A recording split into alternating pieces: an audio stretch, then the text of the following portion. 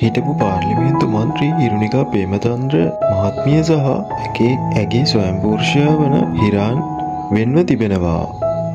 ඔවුන් දෙදෙනා වසර 10ක සිට අඹු සැමියන් ලෙස කාලය ගත කළා.